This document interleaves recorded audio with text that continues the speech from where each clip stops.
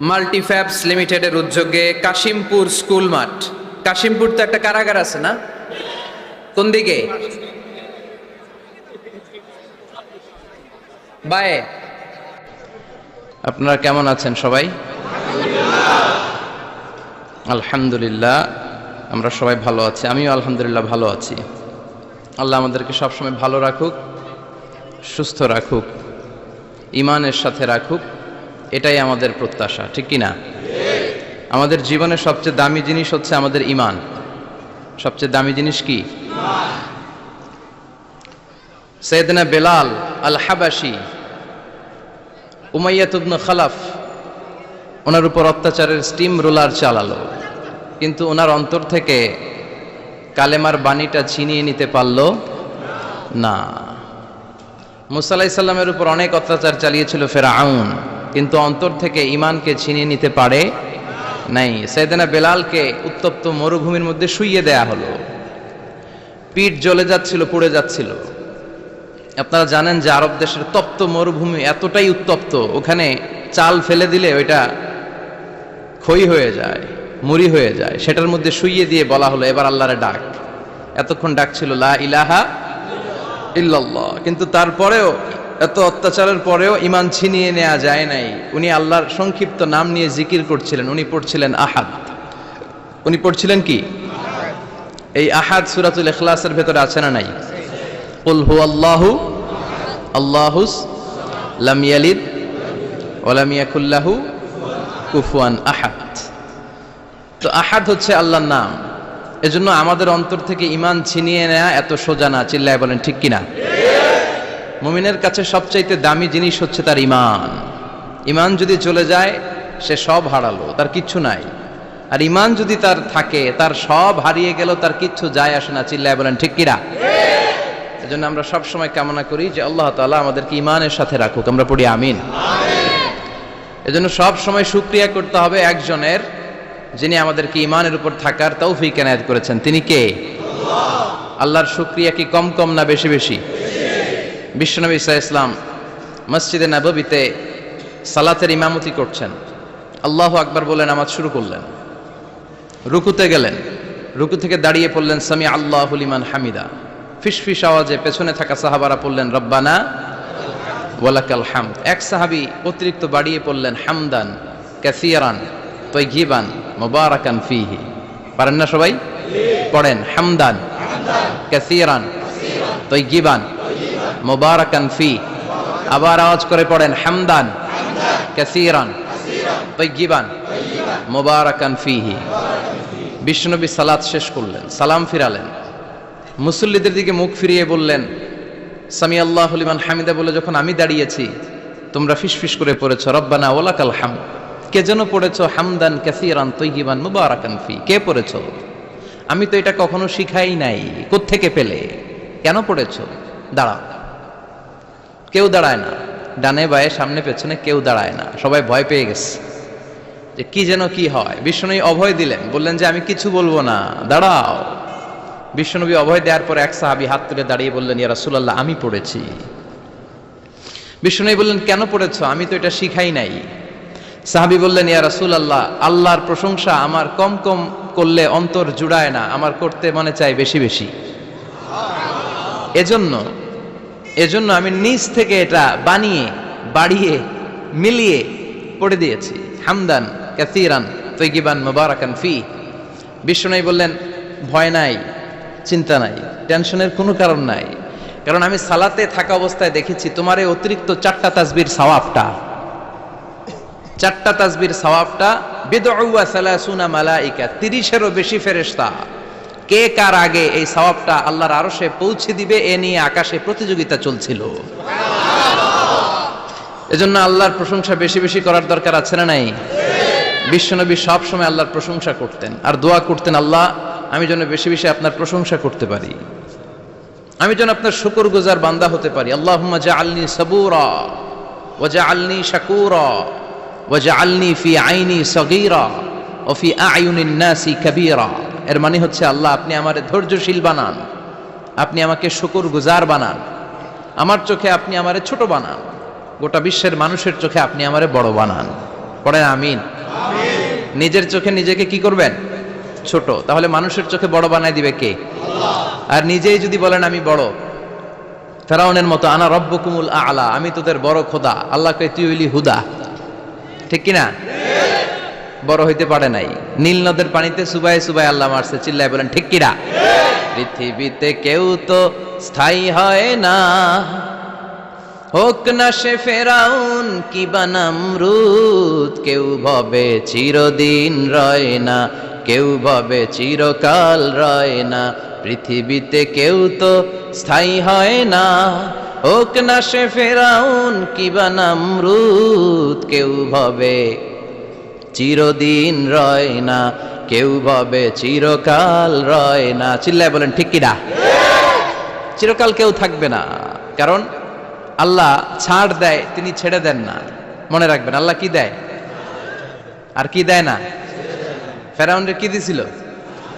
ছাড় দিছে, ছেড়ে দিছে। নমরুদরে কি দিছে? ছাড় দিছে, ছেড়ে দিছে। এখনো দেখা যায় আল্লাহ অনেককে ছাড় দেয়, ঢিল দেয়, সুযোগ দেয়, কিন্তু আল্লাহ ছেড়ে দিবেন না। চিৎকার করে বলেন ঠিক কিনা? এজন্য সবসময় প্রশংসা করব কার? খাওয়ার সময় প্রশংসা কার? ঘুমানোর সময়, জিকির করার সময়, ঘুষ খাওয়ার সময়।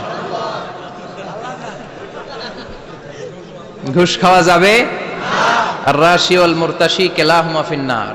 ঘুষ যে দেয়, ঘুষ যে নেয়, উভয়ই জাহান্নামী। আল্লাহ ঘুষ থেকে আমাদেরকে বাঁচাও। বাংলাদেশে ঘুষ আছে না নাই? সরকারি অফিসগুলোতে শুধু নাই, বেশি।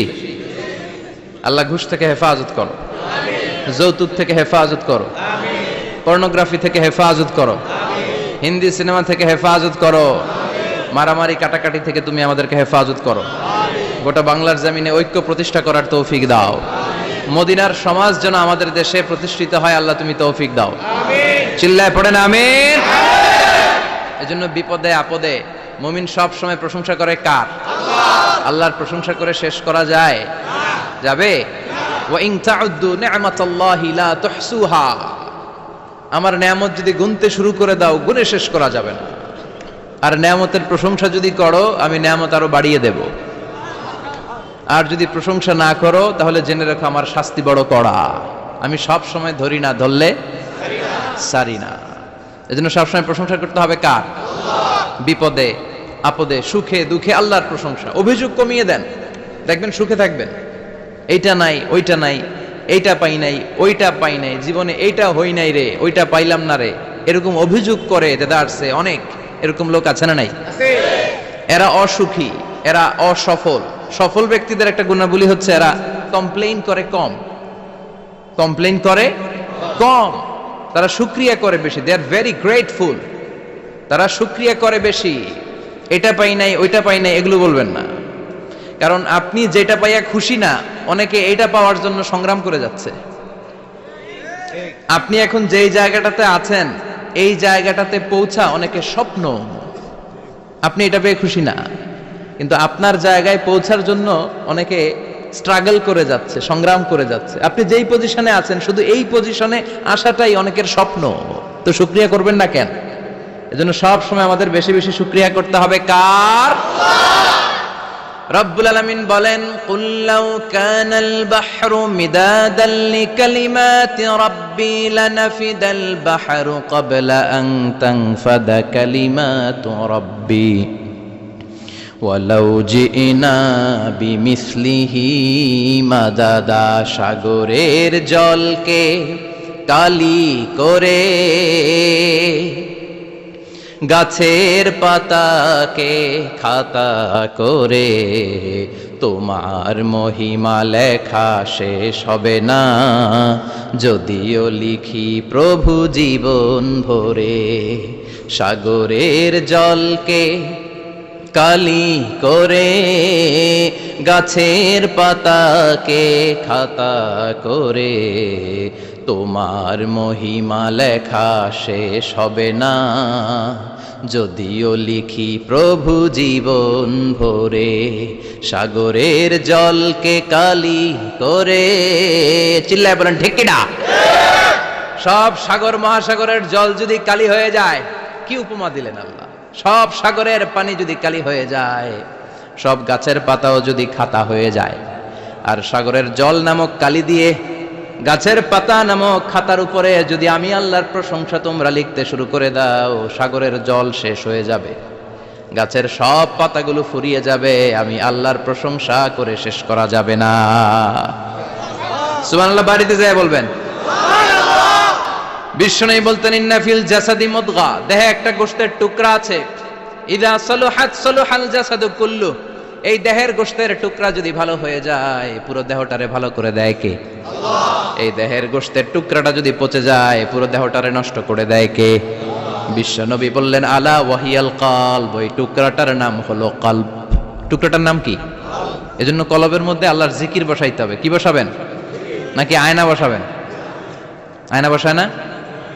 আয়না বসাইয়া দে মোর দয়াল বাবা, কেবলা কাবা, সব মুখস্থ। আয়না বসাইয়া দে মোর, নবীর কলবে আয়না বসায় নাই নবী। সেদিন আবু বকর, ওমর ফারুক, কেউ আয়না বসাইছে? আবু হানিফা, শাফিঈ,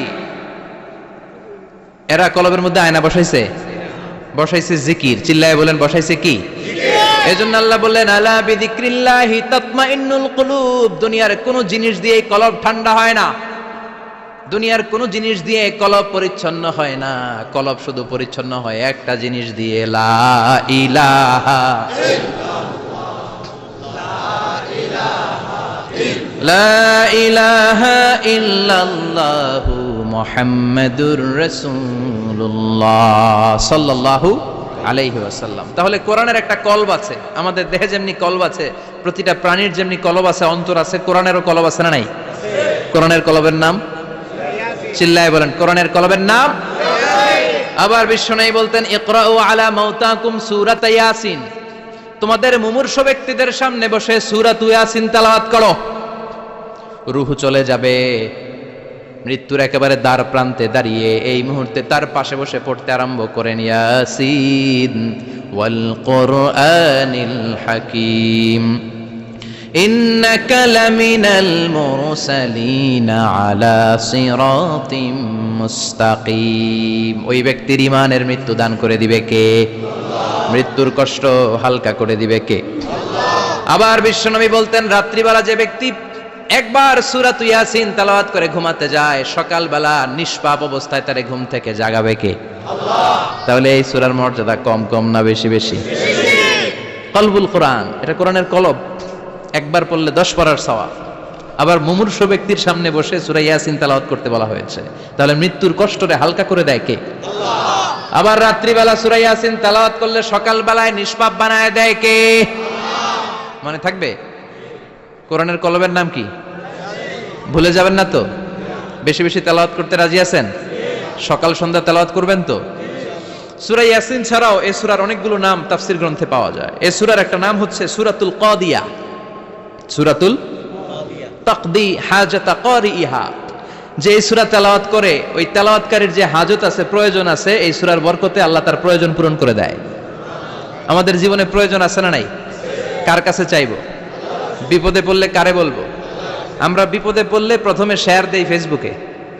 কোথায় শেয়ার? আগে শেয়ার দিব কার কাছে? মনে থাকবে? বিপদে পড়লে ফেসবুকে শেয়ার দিব না, বন্ধুরে শেয়ার করব না, বউয়ের কাছেও পরে শেয়ার করব, আগে শেয়ার করব কার কাছে? মনে থাকবে? এজন্য বিশ্বনবী বলতেন, এই সূরার নাম সূরাতুল কাদিয়া, মানুষের হাজত পূরণ করে দেয়। এই সূরা তেলাওয়াত করে যদি আপনি আল্লাহর কাছে কোনো বিপদ থেকে পানা চান অথবা কোনো প্রয়োজন নিয়ে দোয়া করেন, সূরার বরকতে প্রয়োজনটা পূর্ণ করে দেয় কে? আল্লাহ। কেউ যেটা পারে না পারে কে? আল্লাহ। কেউ যেটা দেয় না দেয় কে? আল্লাহ। কেউ যেটা শোনে না শোনে কে? আল্লাহ। তাহলে পেলাম সূরাতুল কাদিয়া।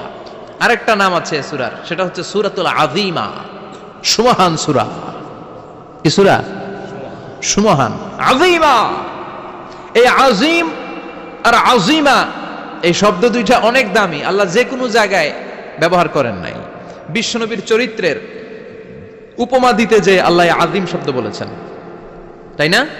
রব্বুল আলামিন বলেন, ওয়া ইন্নাকা লাআলা খুলুকিন আযীম ও নবী, সাধারণ কোন চরিত্র আপনারে আমি দেই নাই, আপনারে আমি দিয়েছি আজিম একটা চরিত্র। খুলুকুন আযীম, and verily indeed you are on a very good standard of character।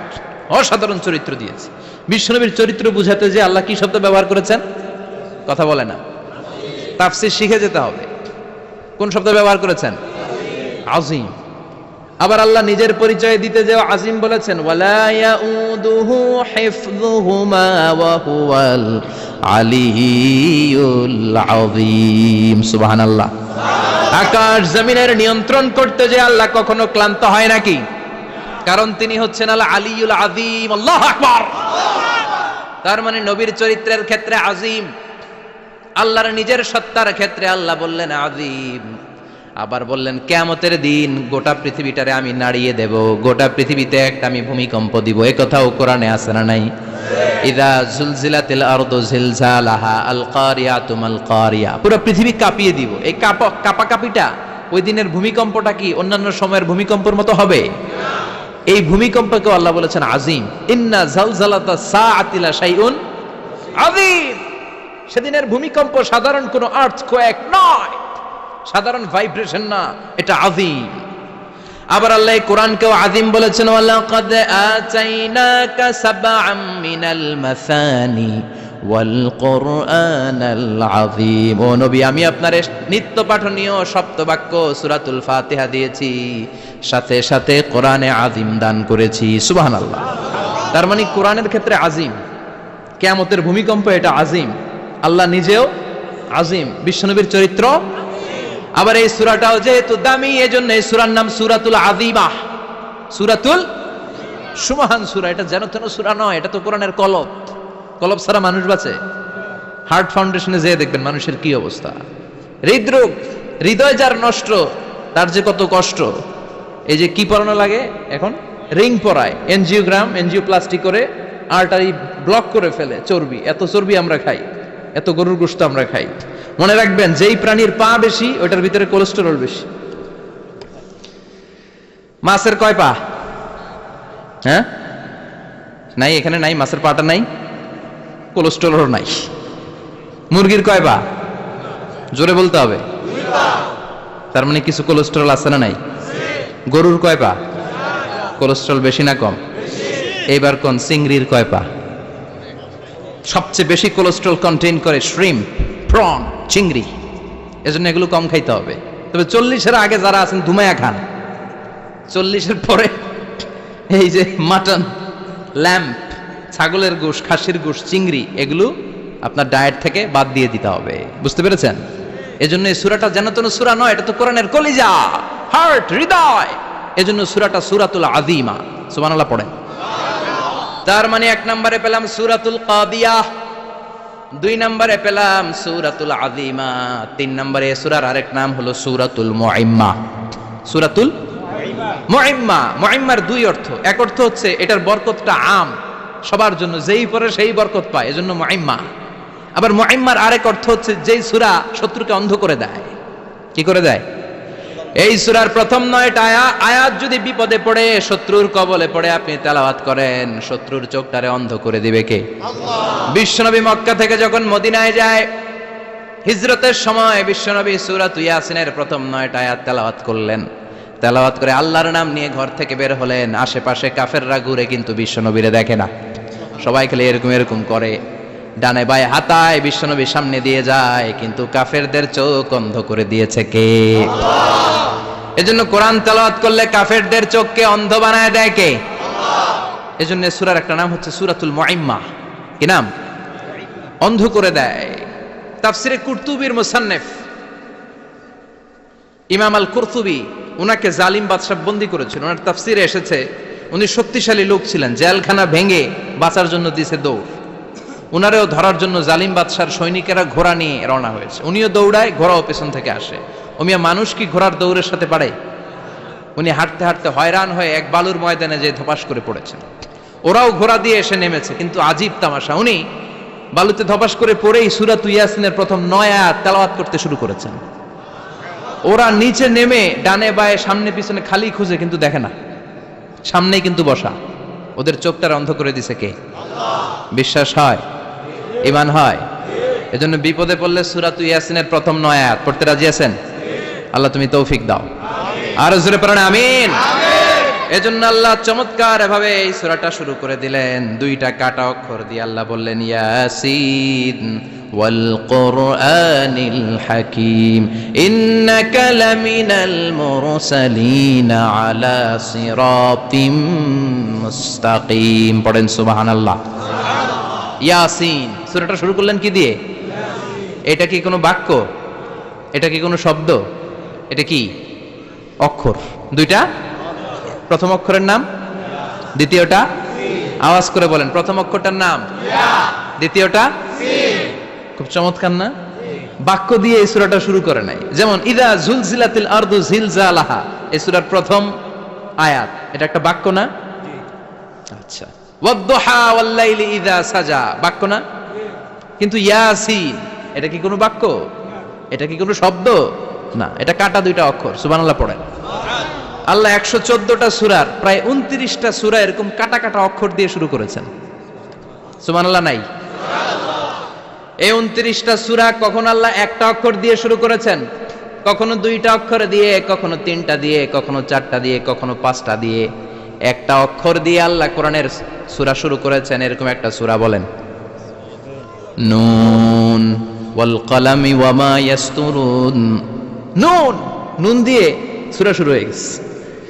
তারপরে কফ, এক অক্ষর দিয়ে সূরা শুরু হয়ে গেছে। সুবহানাল্লাহ পড়েন। সুবহানাল্লাহ। এবার বলেন দুই অক্ষর দিয়ে সূরা শুরু হয়েছে এরকম সূরা বলেন। এত দূরে যান কেন? এটা আছে না নাই? ইয়াসিন। সুবহানাল্লাহ পড়েন। ইয়াসিন দুই অক্ষর দিয়ে। তারপরে হামিম। এবার তিন অক্ষর দিয়ে আল্লাহ সূরা শুরু করছেন এরকম, আলিফ লাম তা সিন মিম। আল্লাহু আকবার। আবার চারটা অক্ষর দিয়ে সূরা শুরু হয়েছে এরকম আছে না নাই? আবে সব কোন? আলিফ লাম মিম র, আলিফ লাম মিম সাদ, আছে না নাই? আবার পাঁচটা কাটা অক্ষর দিয়ে সূরা শুরু হয়েছে এরকম সূরাও আছে না নাই? সূরা মারিয়ামের শুরুতে কি আছে? কাফ হা ইয়া আইন সাদ। সুবহানাল্লাহ পড়েন। এরকম প্রায় 29টা সূরা আল্লাহ কাটা কাটা অক্ষর দিয়ে শুরু করেছেন, কোনো বাক্য দিয়ে নয়, কোনো শব্দ দিয়ে নয়। কি দিয়ে? হারফ দিয়ে। হারফ, এই হারফগুলোরে বলে হুরুফ আত-তাহজ্জি বা হুরুফ আল-মুকাত্তাআত, কাটা কাটা অক্ষর। মনে রাখবেন কোরআনের আয়াতগুলো দুই ভাগে বিভক্ত, একটা মুহকাম, একটা মুতাশাবিহ। মুহকাম মানে যেগুলোর অর্থ আমরা জানি, যেগুলোর ব্যাখ্যা আমরা জানি, যেটার ইন্টারপ্রিটেশন, এক্সপ্লেনেশন আমাদের জানা আছে। আর মুতাশাবিহ আমরা অর্থ জানি না, আমরা ব্যাখ্যা জানি না, এটা দিয়ে আসলে কি বুঝাইছে আমরা কেউ জানে না। জানে একজন, চিল্লায় বলেন তিনি কে? আল্লাহ বলেন ওয়া ইন কুনতুম ফি রাইবিম মিম্মা নাযালনা আলা আবদিনা ফাআতু বিসূরাতিন মিন মিথলিহি ওয়াদউ শুহাদাআকুম মিন দুনিল্লাহি ইন কুনতুম সাদিকিন। আল্লাহ বললেন ও জাহেলি যুগের লোকেরা, শোনো শোনো, এত আরবি কবিতা বানাতে পারো, এত গল্প লিখতে পারো, আরবিতে এত নোবেল বানাতে পারো, উপন্যাস বানাতে পারো, আর্টিকেল লিখতে পারো, আমার নবীর উপর যে কোরআন আমি নাজিল করেছি এই কোরআনের ব্যাপারে অন্তরে যদি কোনো সন্দেহ থাকে, বাপের বেটা হলে পারলে কোরআনের মতো একটা সূরা বানিয়ে নিয়ে আসো। পারছে? কিয়ামত পর্যন্ত কেউ পারবে? বিশ্বনবী যেই জামানাতে এসেছিলেন ওই জামানায় আরবি ভাষা সাহিত্যের উৎকর্ষতা সাধিত হয়েছিল।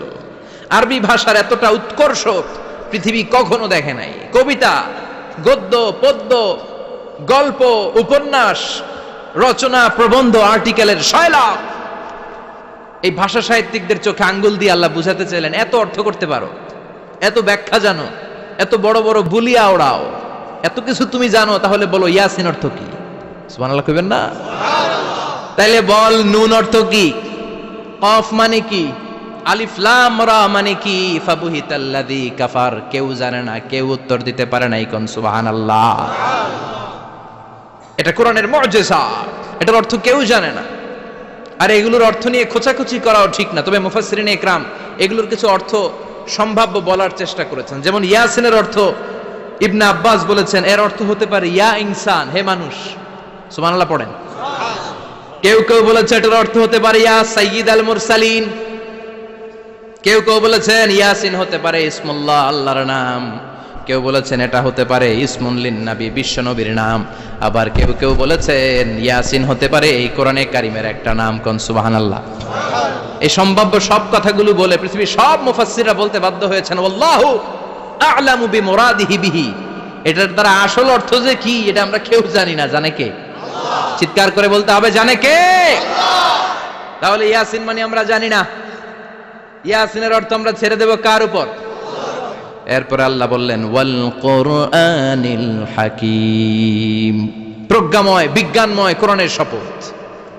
ওয়াল কোরআনিল হাকিম, বিজ্ঞানময় প্রজ্ঞাময় কোরআনের শপথ বা কসম। ওয়াল কোরআনিল হাকিমে যে ওয়া, এই ওয়াটারে আরবিতে বলে ওয়া আল কাসামিয়া। কি বলে? ওয়া আল কাসামিয়া, কসম কাটার জন্য আল্লাহ ওয়া ব্যবহার করেছেন। যত জায়গায় কোরআনে আল্লাহ কসম কেটেছেন ওই কসমের শব্দটার আগে ওয়া আছে না নাই? ও মিয়া, কোরআনে আল্লাহ সময়ের শপথ করেছেন, কসম কেটেছেন, যুগের কসম কেটেছেন। যুগের সময়ের আরবি হলো আল আসর, এই আসরের আগে ওয়া আছে না নাই? কি বলছে আল্লাহ? ওয়াল আসর, ওয়াল। আবার তিন ফলের কসম আল্লাহ কোরআনে কেটেছেন, কি বলেছেন? ওয়াত্তিন, মানে তিনের কসম। জাইতুনের কসম কেটেছেন, বলেছেন ওয়াজ জাইতুন। তুর পাহাড়ের কসম কেটেছেন, বলেছেন ওয়া তুরে সিনিন। যত জায়গায় কসম তত জায়গায় ওয়াও আছে না নাই? পাহাড়ের নামে কসম কেটেছেন, আল্লাহ বলেছেন ওয়া তুর। সূর্যের নামে কসম কেটেছেন, আল্লাহ বলেছেন ওয়াশ শামসি ওয়া দুহাহা। সুবহানাল্লাহ কইবেন না? সুবহানাল্লাহ। ফজরের নামে কসম কেটেছেন, কি বলেছেন? ওয়াল ফাজর। জিলহজ মাসের প্রথম 10 রাতের কসম কেটেছেন, কি বলেছেন? ওয়া লায়ালিন আশর। জোর আর বেজরের কসম কেটেছেন, আল্লাহ বলেছেন ওয়াশ-শাফঈ ওয়াল ওয়াতর। সূরা ইয়াসিনে কাটা কাটা দুইটা অক্ষরের পরে রব্বুল আলামিন কোরআনের কসম কেটেছেন, এজন্য আল্লাহ বলেছেন ইয়াসিন ওয়াল কোরআনিল হাকিম। ইয়াসিন ওয়াল কোরআনিল হাকিম, প্রজ্ঞাময় বিজ্ঞানময় কোরআনের শপথ। কোরআনের মধ্যে বিজ্ঞান আছে না নাই? বেশি না কম?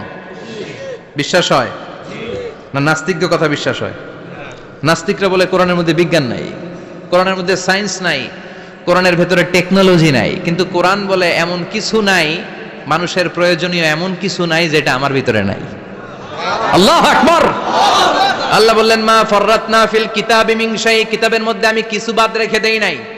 ইতিহাসের কথা বলেছি, পাতালপুরীর কথা বলেছি, ঊর্ধ্ব জগতের কথা বলেছি, মহাকাশের কথা বলেছি, cosmology, astrology, geology, zoology, botany, human anatomy, embryology, সব কিছুর কথা কোরআনের মধ্যে দিয়েছে কে? আল্লাহ। কোরআনের ভেতরে মানুষের কথা আছে না নাই? কোরআনের মধ্যে গাভীর কথা আছে না নাই? গাভীর কথাও আছে। কই আছে? হ্যাঁ, সূরাতুল গাভীর সূরা। সুবহানাল্লাহ কইবেন না? মানুষের কথা আছে সূরাতুল ইনসান, জিনদের কথা আছে সূরাতুল জিন, মাকড়সার কথা আছে সূরাতুল আনকাবুত, মৌমাছির কথা আছে সূরাতুন নাহাল। মৌমাছির কথা বলেছেন, দুধের কথা বলেছেন, প্রাণীর কথা বলেছেন, খাদ্যের কথা বলেছেন, মানুষের দেহ বৈশিষ্ট্যের কথাও বলেছেন। চিৎকার করে পড়েন আল্লাহু আকবার। আল্লাহ বললেন ওয়া আওহা রাব্বুকা ইলান নাহলি আনিত্তাখিযি মিনাল জিবালি বুয়ুতাও ওয়া মিনাশ শাজারি ওয়া মিম্মা ইয়ারিশুন। সুবহানাল্লাহ পড়েন। ওয়া আওহা রাব্বুকা ইলান নাহল, আল্লাহ মৌমাছির কাছে সিক্রেট মেসেজ পাঠিয়েছেন। সুবহানাল্লাহ পড়েন। ওহীকে আরবিতে বলে সিক্রেট মেসেজ। ওয়াল কোরআনিল হাকিম, বিজ্ঞানময় কোরআনের শপথ, প্রজ্ঞাময় কোরআনের শপথ। বিশ্বনবী বলেন লা তুহসা আজাইবুহু, কোরআনের আশ্চর্যান্বিতার কোনো শেষ নাই। ওয়ালা তাবলা গারাইবুহু, কোরআন কোনদিন কারো কাছে পুরাতন মনে হয় না। ফিহি মাসাবিহুল হুদা, কোরআনের মধ্যে আছে হেদায়েতের মশাল। ওয়া মানারুল হিকমা, কোরআন হলো বিজ্ঞানের সুউচ্চ মিনার। লা তুহসা আজাইবুহু, কোরআনের আশ্চর্যান্বিতার শেষ নাই। যতই পড়বেন আপনি আশ্চর্য হয়ে যাবেন, যতই স্টাডি করবেন, যতই অধ্যয়ন করবেন, আপনার চোখকে খুলে দিবে কে? ওয়ালা তাবলা গারাইবুহু, কোরআন কখনো পুরাতন হয় না। পুরান হয় নাকি? যার বয়স 50 বছর ধরে নামাজি মানুষ, প্রতি নামাজের প্রত্যেক রাকাতে কোন সূরা পড়া লাগে? তো 50 বছর যদি কেউ নামাজি হয়, তাহলে কত লক্ষবার উনি সূরা ফাতিহা পড়ছে উনি নিজে জানে? তারপরেও কোনোদিন কি মনে হয়েছে সূরা ফাতিহাটা একটু পুরান পুরান লাগে? আজকে কুল হল্লা দিয়ে শুরু করুন, কথা বলেন। পুরান লাগছে কোনোদিন? এত পড়ছি এটা, আজকে আর এটা না, আজকে আর একটা, এরকম মনে হয়? ওলা চাবলা গারাইবহু, পুরান লাগে না। প্রতিদিন নতুন, প্রতিনিয়তই নতুন, অলওয়েজ নিউ, সব সময় নতুন। এজন্য বিশ্বনবী বললেন লা তুহসা আজাইবুহু, কোরআনের আশ্চর্যান্বিতার শেষ নাই। ওয়ালা তাবলা গারাইবুহু, কোরআন কখনো পুরাতন হয় না। ফিহি মাসাবিহুল হুদা, কোরআনের মধ্যে আছে হেদায়েতের মশাল। ওয়া মানারুল হিকমা, কোরআন হলো বিজ্ঞানের সুউচ্চ মিনার। সুবহানাল্লাহ। আল্লাহ বললেন ওয়া আওহা রাব্বুকা ইলান নাহাল, আমি মৌমাছির কাছে মেসেজ দিলাম, সিক্রেট মেসেজ। আনিত্তাখিদি মিনাল জিবালি বুয়ুতা, তোমরা পাহাড়ের মধ্যে তোমাদের বাড়ি বানাও, মৌচাক বানাও। অমিনা সাজার, গাছের মগ ডালে, বড় বড় ডালে তোমরা বাসা বানাও। ওয়ামিম্মা ইয়ারিশুন, উঁচু উঁচু জায়গায় মৌচাক বানাও, যাতে করে গ্রামের ছোট্ট ছেলেরা ঢিল মারতে না পারে। কোন সুবহানাল্লাহ। মৌমাছির আল্লাহ শিখাই দিছে। নিচু জায়গায় কোনোদিন মৌমাছির বাসা দেখবেন? নিচু জায়গায় সহজে নাগাল পাওয়া যায়, ধরা যায়। কথা কন, ডাল বেয়ে মগ ডালে ওঠা লাগে মধু খাইতে চাইলে। চিল্লায় বলেন ঠিক কিনা? আল্লাহ সিক্রেট মেসেজ দিলেন আর বললেন আনিত্তাখিদি। আলেম যারা আছেন বলেন তো, ইত্তাখিদি এটা কি মুজাক্কারের সিগা না মুয়ান্নাসের সিগা? মুয়ান্নাস, মাশাআল্লাহ। এটা স্ত্রীবাচক শব্দ। আল্লাহ মৌমাছিকে যে মেসেজ করছে পুরুষ মৌমাছিরে কয় নাই, এটা নারী মৌমাছিরে কইছে। চিল্লায় এখন সুবহানাল্লাহ।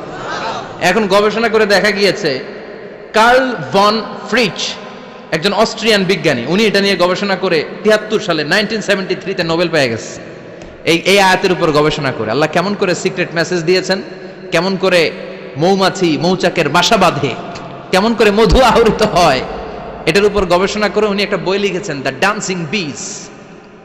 নেচে যাওয়া মৌমাছিগুলো, নাচতে নাচতে যেতে থাকা মৌমাছিগুলোর উপর একটা বই লিখে, দ্য ডান্সিং বিজ লিখে উনি নোবেল প্রাইজ পেয়েছেন এই মধুর উপরে। চিল্লায় পড়েন আল্লাহু আকবার।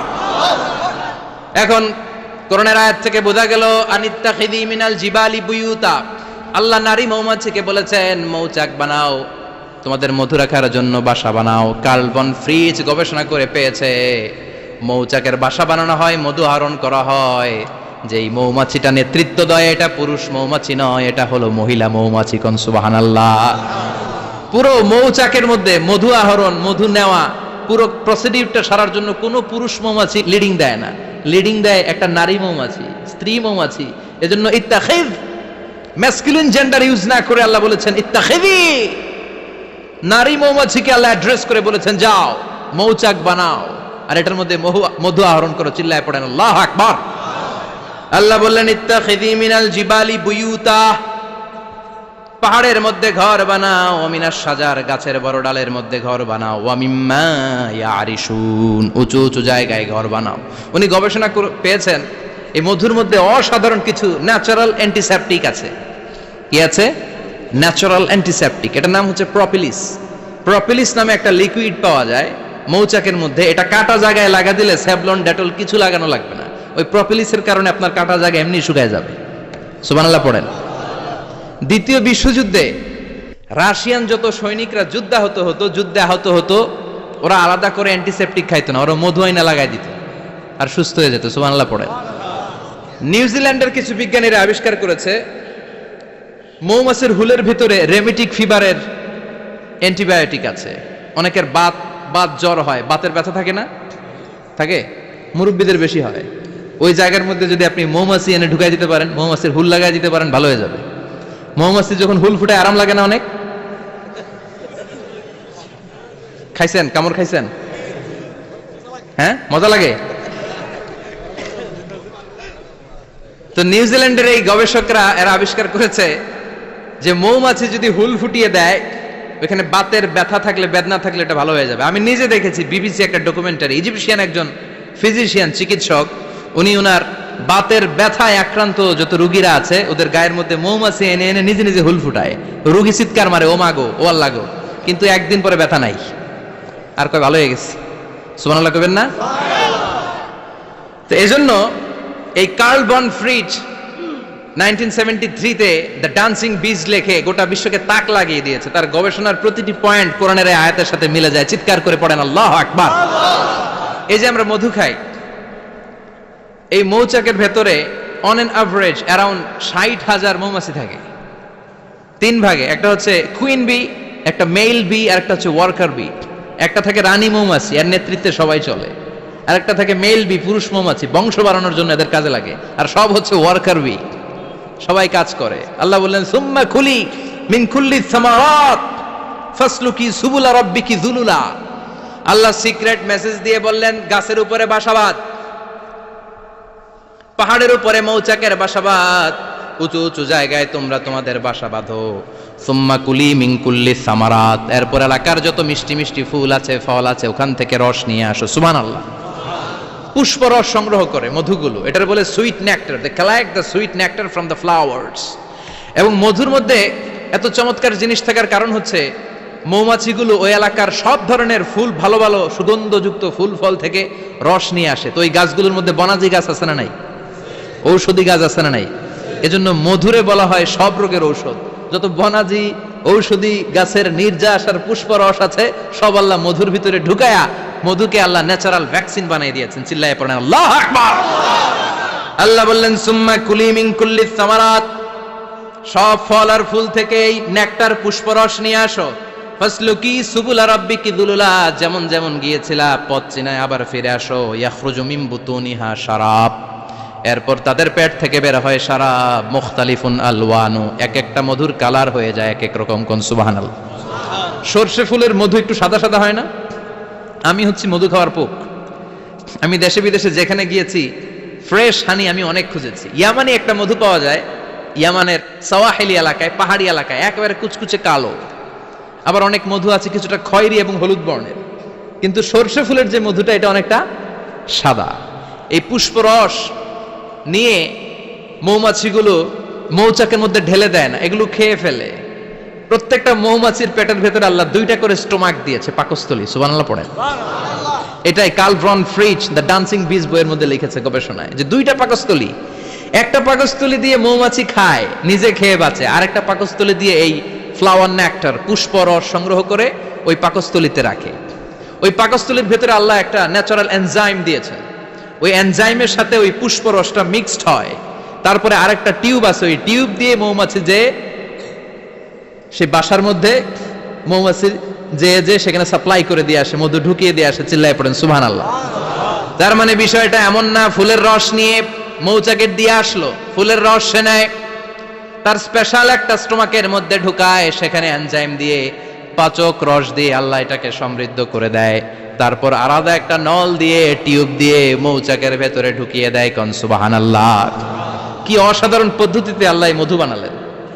আর কি সুন্দর মধু হাতের মধ্যে লয়া জিব্বা দিয়া চাটে আর গান গায়, মধু হই হই বিষাবাইলা। আছে না নাই? আল্লাহ শুকরিয়া নাই? মধু খায় আর গান গায়, মধু হই হই বিষাবাইলা, হনহারনে ভালোবাসার দাম নদিলা। আছে না নাই? ডাকাই তাই মধু খেয়ে শুকরিয়া করতে হবে কার? চিৎকার করে বলেন শুকরিয়া করতে হবে কার? আল্লাহ বললেন ইয়াখরুজু মিন বুতুনিহা, এটা মধু সরাসরি চলে আসে না, ওর পেট থেকে বের হয়। মুখতালিফুন আলওয়ানুহু, বিভিন্ন রঙের মধু। আছে না নাই? ব্ল্যাক কালারের মধু হয়, হোয়াইট হানি হয়, অর্গানিক হানি হয়, ক্রিমড হানি হয়। কত ধরনের মধু যে আল্লাহ পৃথিবীতে রেখেছে তার ইয়ত্তা নাই। এরপর আল্লাহ বললেন ফিহি শিফাউন লিন্নাস, মধুর ভিতরে শিফা দিয়েছে কে?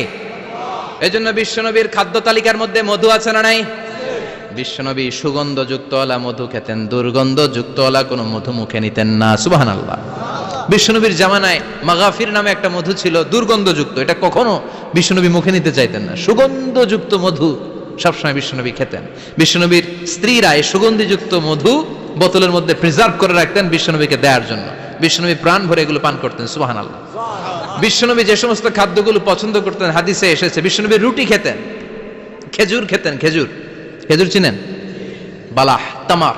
দুধ খেতেন, এই মধু খেতেন, জব খেতেন, বার্লি খেতেন, লাউ খেতেন, রুম্মান, ডালিম ফল, আনার ফল। আনার চিনেন? আনার, এই আনার খেতে পছন্দ করতেন বিশ্বনবী। মাশরুম খেতেন, মাশরুম। মাশরুম চিনেন? ব্যাঙ্গের ছাতার মতো। রেস্টুরেন্টে ইদানিং মাশরুমের স্যুপ পাওয়া যায়, এটা খাবেন। যাদের চোখের জ্যোতিতে সমস্যা, দৃষ্টিতে সমস্যা, খাবেন। হাদিসে এসেছে আল কামআতু মিনাল মান ওয়া মাউহা শিফাউন লিল আইন। মাশরুম হলো মান্না সালোয়ার মতো খাবার। মাশরুমের স্যুপ যারা খাবে, চোখের জ্যোতি যাদের কম, তাদের চোখের জ্যোতি বাড়িয়ে দিবে কে?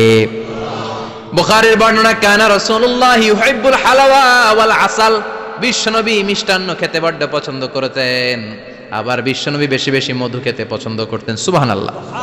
কোরআনে দুইটা জিনিসের ক্ষেত্রে আল্লাহ শিফা যোগ করেছেন, যে দুইটা জিনিসের সাথে সম্পৃক্ত হলে শিফা। এক হচ্ছে কোরআন পড়লে শিফা, অনুনাজ্জিলু মিনাল কোরআনি মা হুয়া। আবার কোরআনে এই আয়াতের ক্ষেত্রে বলা হয়েছে শিফা ফিহি শিফাউন লিন্নাস। এজন্য সাইয়েদানা ইবনে মাসউদ এই উম্মাহকে উদ্দেশ্য করে বলেছেন, আলাইকুম বিশিফাইন, তোমাদের উচিত দুইটা জিনিস থেকে শিফা নেয়া। এক হলো কোরআন, দুই হলো আসাল মানে মধু। কোন সুবহানাল্লাহ। কোরআন তেলাওয়াত করলে অসুস্থরে সুস্থ করে দেয় কে? সূরা ফাতিহা তেলাওয়াত করলে অসুস্থকে সুস্থ বানিয়ে দেয় কে? আবার মধু খেলে সুস্থ বানিয়ে দেয় কে? মধু খেয়ে প্রশংসা করবেন কার? নাকি মধু হই হই বিষাবাইলা বলবেন এগুলো কখনো? খাঁটি মধু খেতে হবে। খাঁটি মধু চিনার উপায় হচ্ছে এটাতে পিঁপড়া জমে না, এটা ফ্রিজে রাখলে জমাট বাঁধে না, এটাতে দুর্গন্ধ হয় না। এক গ্লাস পানির মধ্যে এক ড্রপ মধু ছেলে দিলে এটা পানির সাথে না মিশে একেবারে নিচে চলে যায়। খাঁটি মধু খেতে হবে। তাহলে ফিহি শিফাউন লিন্নাস। কত কিছু দিয়ে যে আল্লাহ এটাকে সমৃদ্ধ করেছেন। এটার মধ্যে গ্লুকোজ আছে, এটার মধ্যে সুক্রোজ আছে, ফ্রুকটোজ আছে, প্রোটিন আছে, মিনারেলস আছে, ক্যালসিয়াম আছে, ভিটামিন আছে। খাইলে শরীর গরম হয়ে যায়। সুবহানাল্লাহ। এজন্য শীতকালে বেশি বেশি খাবেন, জাম্পাল লাগবে না। শীতকালে মধু খেয়ে রাত্রেবেলায় বের হবেন, আর মাফলার পেঁচিয়ে বের হওয়া লাগবে না। সুবহানাল্লাহ পড়েন। তার মানে আল্লাহ বললেন ইয়াসিন ওয়াল কোরআনিল হাকিম, প্রজ্ঞাময় বিজ্ঞানময় কোরআনের কসম। এরপরে আল্লাহ বললেন গোলাম ওয়া ইন্না লাকুম ফিল আনআমি লাইবরা, প্রাণীকুলের দিকে নজর করে তাকাও, প্রাণীকুলের মধ্যে আমি তোমাদের জন্য নিদর্শন রেখেছি। নুসকিকুম মিম্মা ফি বুতুনিহি, এই প্রাণীকুলের পেট থেকে একটা চমৎকার জিনিস আমি বের করে দেই, এটার নাম হচ্ছে দুধ। এটা কি? দেখেন, একই আয়াতের মধ্যে আল্লাহ মধুর কথাও বললেন, আবার দুধের কথাও বললেন। দুধটা কিভাবে হয়, উৎপন্ন হয়, মধু কেমনে হয়, ইঞ্চি ইঞ্চি কথা এই কোরআনের ভেতরে তুলে ধরলেন কে? আল্লাহ বললেন মিমবাইনি ফারসিম ওয়া দামিল লাবানা, গোবর আর রক্তের মাঝখান দিয়ে আমি দুধ বের করি। সুবহানাল্লাহ পড়েন। আমরা যাই এই গাভীর ওলান টানা শুরু করি সকালবেলা বিসমিল্লাহ বলে, কিন্তু কেমনে যে এটা আসে ওইদিকে নজর নাই। ডাকাত বিসমিল্লাহ বলে শুরু করে না, দুধ খাই আলহামদুলিল্লাহ পড়ে না, আছে না নাই? আল্লাহ বলেন মেকানিজমটা শোনো কেমনে আমি খাওয়াই। আল্লাহ বললেন মিমবাইনি ফারসিম ওয়া দামিল লাবানা, গোবর আর রক্তের মাঝখান দিয়ে আমি দুধ বের করে দেই। সুবহানাল্লাহ। গরু যে ঘাস খায়, এই ঘাস থেকে রক্ত হয় আর গরুর গোবর হয়। পেটের একদিকে থাকে গোবর, আরেক দিকে থাকে রক্ত। রক্ত দুর্গন্ধ, গোবরও দুর্গন্ধ। রক্তও নাপাক, গোবরও নাপাক। এই দুই নাপাক আর দুর্গন্ধের মাঝখান দিয়ে সুগন্ধযুক্ত দুধ বের করে দেয় কে? আল্লাহ বললেন মিমবাইনি ফারসিম ওয়া দামিল লাবানা, গরু যে খাবারগুলো খায় ওই খাবারের এক পাশ দিয়ে গোবর হয়ে যায় আর এক পাশ দিয়ে রক্ত হয়ে যায়, মাঝখান দিয়ে দুধ বের করে দেয় কে? What a amazing mechanism of discharging milk from animal's body. What a amazing mechanism. একদিক দিয়ে গোবর দুর্গন্ধ, আরেক দিক দিয়ে ঘাস খাওয়ার কারণে রক্ত হয়, মাঝখান দিয়ে দুধ বের হয়ে যায়। সুবহানাল্লাহ।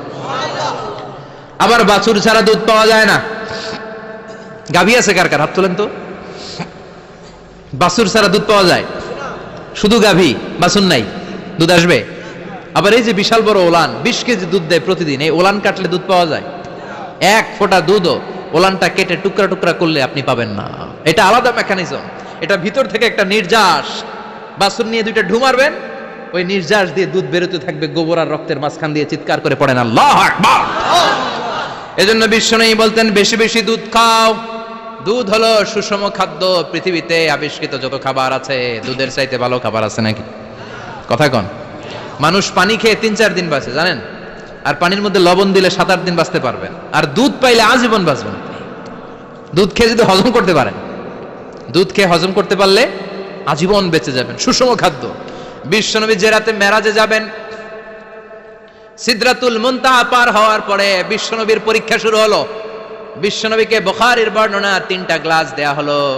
কাদাহ ফিহি লাবান, এক গ্লাসের মধ্যে দুধ ছিল।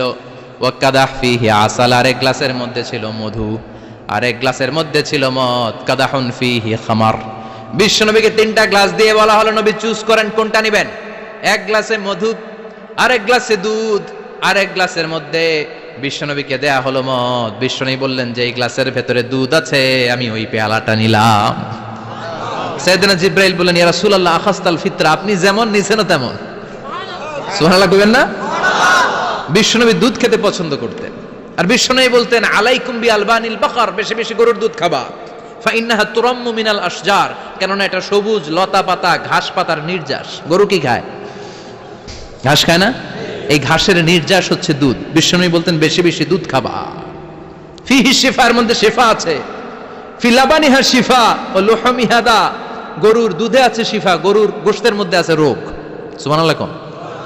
কত বড় ফিলোসোফার বিশ্বনবী।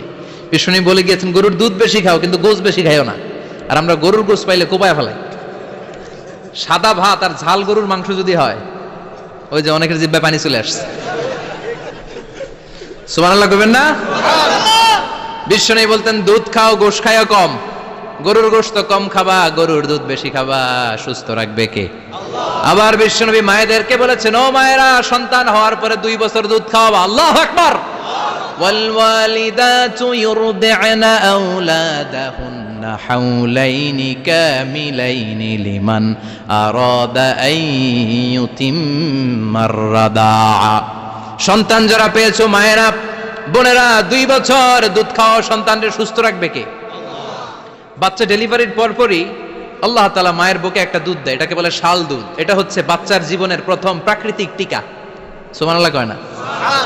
এটা বেবির জীবনে ন্যাচারাল প্রাকৃতিক টিকা, প্রতিষেধক আল্লাহ দিয়ে দিয়েছে। আপনার বাচ্চাকে টিকা দিন, স্লোগান আছে না? 5টা 7টা টিকা দেওয়া লাগে। প্রথম টিকাটা আল্লাহ নিজেই ফ্রি দিয়ে দিছে। এটা শাল দুধের ভেতরে পাওয়া যায়। এজন্য বাচ্চাকে শাল দুধ খাওয়াতে হবে। তার ব্রেনের গ্রোথ হবে, সে শক্তিশালী হবে, সে দেশপ্রেমিক হবে, সে আল্লাহওয়ালা হবে। চিল্লা এখন ঠিক কিনা? যে মায়েরা বাচ্চারে দুধ খাওয়ায়, ওই বাচ্চারা মায়েরে ভালোবাসে বেশি। আর যেই মা গুলো বাচ্চারে দুধ না খাওয়ায় আর ডানু খাওয়ায়, আর কি কি আছে? হরলিক্স আর সিরালেক, কমপ্লেট। যারা এগুলো খাওয়াবে, ডানু খাওয়াবে, যারা ল্যাকটোজেন খাওয়ায়, যারা বুকের দুধ খাওয়াতে চায় না কোনো কারণ ছাড়া, 2 বছর বাচ্চারে দুধ দিতে চায় না, এই বাচ্চাগুলো বড় হলে ওই মারে বৃদ্ধাশ্রমে দিয়ে আসবে। কথা কন, কথা কন। এজন্য মায়েরা, বোনেরা, সন্তান হলেই তাকে বুকের দুধ দিয়ে আল্লাহর পক্ষ থেকে যে টিকাটা, এই টিকাটা পেটের ভেতরে ঢুকাই দিতে হবে। চিল্লা এখন ঠিক কিনা? এটা হচ্ছে ন্যাচারাল টিকা। এজন্য আল্লাহ বললেন ইয়াসিন ওয়াল কোরআনিল হাকিম। ইয়াসিন, বিজ্ঞানময় কোরআনের শপথ। কোরআনের মধ্যে বিজ্ঞান আছে না নাই? অভাব নাই। কয়টা শুনবেন? আল্লাহ কসমোলজির কথা বলেছে, অ্যাস্ট্রোলজি কথা। কসমোলজি হচ্ছে সৃষ্টি তত্ত্ব। কসমোলজি কি? সবাই বলেন কসমোলজি কি? আল্লাহ বললেন আওয়ালাম ইয়ারাল্লাযীনা কাফারু আন্নাস সামাওয়াতি ওয়াল আরদা কানাতা রাতকান ফাফাতাকনাহুমা। কাফেররা কি দেখে না মহাবিশ্বের সব কিছু একসাথে মিলে ঝিলে ছিল, বিশাল এক বিস্ফোরণের মাধ্যমে আমি মহাবিশ্ব তৈরি করেছি। সুবহানাল্লাহ। আদিতে, শুরুতে কিন্তু সব আকাশ, বাতাস, জমিন, চন্দ্র, সূর্য, নক্ষত্র, গ্রহ, নিহারিকা পুঞ্জ, গ্যালাক্সি, ব্ল্যাক হোল, সবকিছু মিলেমিশে একসাথে ছিল। এটার ঘনত্ব ছিল খুব বেশি। মহাবিশ্বের সবকিছু ছিল একটা বিন্দু। এটাকে বিজ্ঞানীরা নাম দিয়েছে দ্য সিঙ্গুলারিটি, মহা একত্ব। এরপর একটা প্রচন্ড বিস্ফোরণের মধ্য দিয়ে মহাবিশ্ব সৃষ্টি হয়েছে। এটার ওরা নাম দিয়েছে বিগ ব্যাং থিওরি। কি নাম? স্টিফেন হকিং সবচেয়ে বড় পদার্থবিজ্ঞানী ছিল। সে একটা বই লিখেছে, from the brief history of time, a brief history of time from big bang two black hole. সেখানে সে প্রমাণ করেছে কোরআনের এই আয়াত, কানাতা রাতকান, মহাবিশ্বের সবকিছু একটা বিন্দু ছিল। চাঁদ, সূর্য, গ্রহ, তারা সবকিছু ছিল। কথা বলেন, সবাই বলেন, একটা মাত্র বিন্দু ছিল। আল্লাহ বলেন, don't the disbeliever observe that the heavens and earth were joint together, then I separated with a gigantic sound explosion. সব একসাথে ছিল, চাঁদ, তারা, আকাশ, নদী, নালা সব একসাথে। তারপরে একটা বিকট বিস্ফোরণের মধ্য দিয়ে পৃথিবী হয়েছে, চাঁদ হয়েছে, চন্দ্র হয়েছে, সূর্য হয়েছে, মহাবিশ্বের সবকিছু এই মহাবিস্ফোরণের মধ্য দিয়ে হয়েছে। চিৎকার করে পড়েন আল্লাহু আকবার। এই যে ছোট্ট পৃথিবীতে আমরা বসে আছি, এই পৃথিবীর চেয়ে সূর্য 13 লক্ষ গুণ বড়। চিল্লায় পড়েন আল্লাহু আকবার। এটা কি বাড়ির কাছের কথা? 13 লক্ষ গুণ বড়, কল্পনা করা যায়? তার মানে কি সূর্যই সবচেয়ে বড়? না, সূর্যের চেয়ে অনেক বড় বড় তারা আছে। ব্যাটেল জিউস নামে একটা তারা আছে মহাকাশে, যেটা যে সূর্য পৃথিবীর চেয়ে 13 লক্ষ গুণ বড়। এই ব্যাটেল জিউস তারা সূর্যের চেয়ে 33 কোটি গুণ বড়। এই ব্যাটেল জিউস তারাটাই কি সবচেয়ে বড়? না, এর চেয়েও কত বড় তারা যা আছে কোনো হিসাব নাই। এরকম বিশাল বিশাল তারা ঘুরতে ঘুরতে মাওয়াকিউন নুজুম, ব্ল্যাক হোল নামে একটা রেঞ্জ আছে। এই রেঞ্জের মধ্যে যদি ঢুকে যায়, ছোট্ট বাচ্চার মুখে চকলেট দিলে বাচ্চা যেমনি চকলেট চুষে খেয়ে ফেলে, এই বিশাল বিশাল তারাগুলো ব্ল্যাক হোলের মধ্যে ঢুকলে এক মুহূর্তের মধ্যে নিঃশেষ হয়ে যায়। চিল্লায় পড়েন আল্লাহু আকবার। এজন্য আল্লাহ বললেন ফালা উকসিমু বিমাওয়াকিউন নুজুম, এই তারকা নিঃশেষ হওয়ার যে জায়গাটা, এই জায়গার কসম আমি কোরআনের মধ্যে খেলাম। এই ব্ল্যাক হোলের রেঞ্জের ভেতরে তারা আসলে মুহূর্তের মধ্যে নিঃশেষ বানিয়ে দেয় কে? একটা তারার চেয়ে আরেকটা তারা বড়। এরকম হাজার কোটি তারা মিলে আমাদের গ্যালাক্সি। এই গ্যালাক্সির নাম হচ্ছে মিল্কি ওয়ে। কি নাম? আমাদের গ্যালাক্সির নাম কি? সবাই বলেন তো। Milky way. কি নাম? এরকম একটা গ্যালাক্সি না, লক্ষ কোটি গ্যালাক্সি আছে। আমাদের গ্যালাক্সির পরে সবচেয়ে কাছের গ্যালাক্সির নাম অ্যান্ড্রোমেডা। কি নাম? এই অ্যান্ড্রোমেডা গ্যালাক্সি আমাদের গ্যালাক্সি থেকে 2.5 মিলিয়ন লাইট ইয়ার দূরে, মানে 25 লক্ষ লাইট ইয়ার। সুবহানাল্লাহ কইবেন না? আলোর গতি হচ্ছে পৃথিবীতে সবচেয়ে বেশি বর্তমান সময় পর্যন্ত, জানেন? সেকেন্ডে কত মাইল? 1,86,000 মাইল। এক সেকেন্ডে আলো ছুটে 1,86,000 মাইল বেগে। এত বেগের কোনো প্লেন বা রকেট নিয়ে যদি আপনি আমাদের গ্যালাক্সি থেকে মিল্কি ওয়ে থেকে অ্যান্ড্রোমেডাতে যেতে চান, তাহলে আপনার 25 লক্ষ বছর লেগে যাবে। সুবহানাল্লাহ বাড়িতে যায় বললেন। এরপর আল্লাহ বললেন ওয়াস সামাআ বানাইনাহা বিআইদিন ওয়া ইন্না লামুসিউন, আকাশ আমি বানালাম, গ্যালাক্সি আমি বানালাম, বানানোর পর থেকে সবগুলোর আমি প্রশস্ত করতে শুরু করে দিলাম। সব ছিল ক্ষুদ্র, একটা বিন্দুর মধ্যে আমি বিস্ফোরণ করলাম একটা আওয়াজ দিয়ে। আওয়াজটা ছিল কুন। আওয়াজটা ছিল কি? জোরে কোন, আবার কোন। কুন ফায়া ইন্নামা আমরুহু ইযা আরাদা শাইআন আন ইয়াকুলা লাহু কুন ফায়াকুন। আল্লাহ যখন কিছু করতে চান শুধু বলেন কুন, শুধু বলেন বি। কুন মানে বি, ইট ওয়াজ, এটা হয়ে যায়। হাও বলতে দেরি। এই মহাবিস্ফোরণের নেপথ্যে যে শব্দটা ছিল সেটা ছিল কুন। সেটা ছিল কি? আল্লাহ কুন বলতে দেরি, মুহূর্তের মধ্যে বিগ ব্যাং, বিশাল এক্সপ্লোশন, তারপর থেকে মহাবিশ্ব ছড়াচ্ছে। আল্লাহ বলছেন এই কোরআনের ভেতরে বলে দিয়েছেন ওয়া ইন্না লামুসিউন, আমি এই মহাবিশ্বকে, এই গোটা ইউনিভার্সকে আমি প্রতিনিয়ত সম্প্রসারিত করছি। প্রতিনিয়ত এটা বড় হচ্ছে, সম্প্রসারিত হচ্ছে। চিল্লায় বলেন আল্লাহু আকবার। আজ থেকে মাত্র 20 বছর আগে এটা তারা আবিষ্কার করেছে। এটা কোন সাল? 2000। 20 বছর পেছনে গেলে কত? 1998, তাই না? এই 1998 সালে তারা আবিষ্কার করেছে সুপারনোভা কসমোলজি প্রজেক্ট। এই সুপারনোভা কসমোলজি প্রজেক্টে তারা এই সিদ্ধান্তে এসেছে যে মহাবিশ্ব কোন নামক এক বিস্ফোরণের পর থেকে যে সম্প্রসারিত হচ্ছে, আজ পর্যন্ত এটা শুধু বাড়ছে আর বাড়ছে, অ্যাক্সেলারেটিং হচ্ছে, এক্সপান্ডিং হচ্ছে, এটা কমছে না। কিয়ামত পর্যন্ত এটা বাড়তেই থাকবে। চিৎকার করে পড়েন আল্লাহু আকবার। এজন্য আল্লাহ বললেন ইয়াসিন ওয়াল কোরআনিল হাকিম, বিজ্ঞানময় প্রজ্ঞাময় কোরআনের শপথ। এই কোরআনের ভেতরে আমি কসমোলজির কথা বলেছি, অ্যাস্ট্রোলজির কথা বলেছি, জিওলজির কথা বলেছি, ফিজিক্সের কথাও বলেছি। সুবহানাল্লাহ। ফিজিক্স মানে কি? পদার্থ। পদার্থের সবচেয়ে বড় উপাদান হচ্ছে লোহা। লোহার কথা কিন্তু কোরআনে নাই। আছে? কই আছে?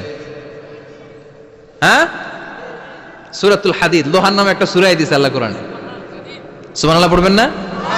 সূরার নাম সূরাতুল হাদিদ। সূরার নাম কি? চিল্লায় বলেন সূরার নাম সূরাতুল হাদিদ। হাদিদ মানে লোহা। আল্লাহ বললেন ওয়া আনজালনাল হাদিদা ফীহি বা'সুন শাদীদ।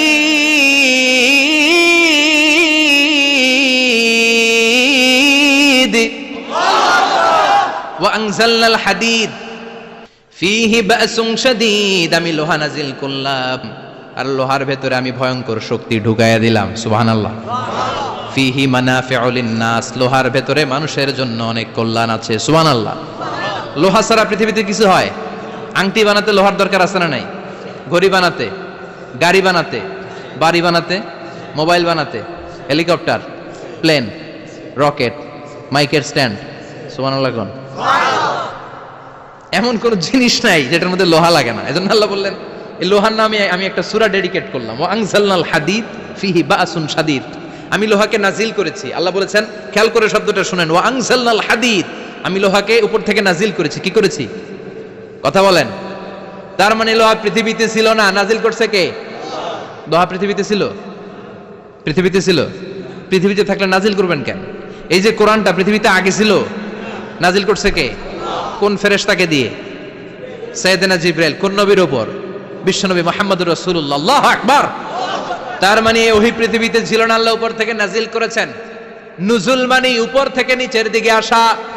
এই নুজুল শব্দ ব্যবহার করে আল্লাহ বললেন, ওয়া আনজালনাল হাদিদ, লোহাকে আমি নাজিল করেছি। তার মানে লোহা পৃথিবীর উপাদান নয়, লোহা এসেছে উপর থেকে। কোন সুবহানাল্লাহ। বিজ্ঞানীরা, পদার্থবিদ যারা গবেষণা করে এটাই পেয়েছেন, লোহা আসলে পৃথিবীর না। লোহা পৃথিবীতে উৎপাদন করা হয় নাই। লোহার যে মলিকিউল, অণু আছে, লোহার একটা অণু তৈরি করার মতো ক্ষমতা পৃথিবীর নাই।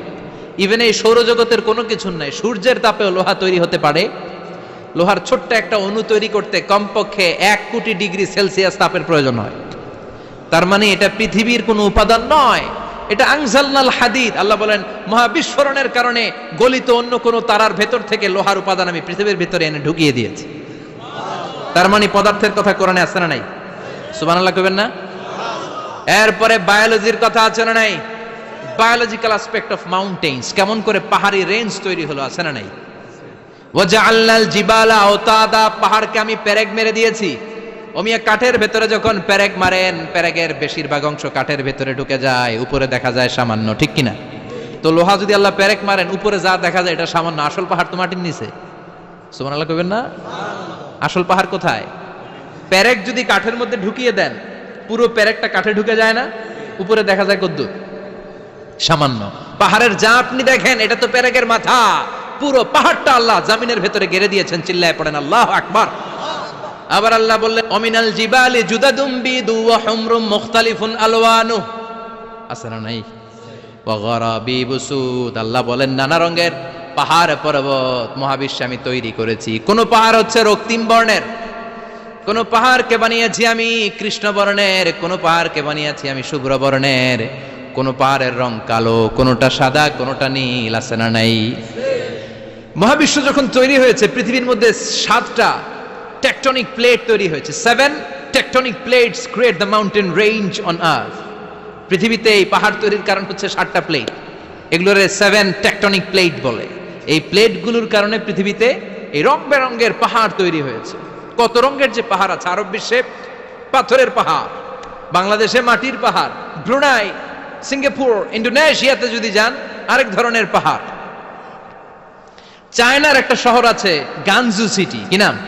এই গানজু সিটিতে একটা পাহাড় আছে রেইনবো মাউন্টেন, ওখানে 7 রঙের পাহাড় পাওয়া যায় এক জায়গায়। সুবহানাল্লাহ কইবেন না? রেইনবো মানে কি? রংধনু। রংধনুর কয় রং? কথা কন।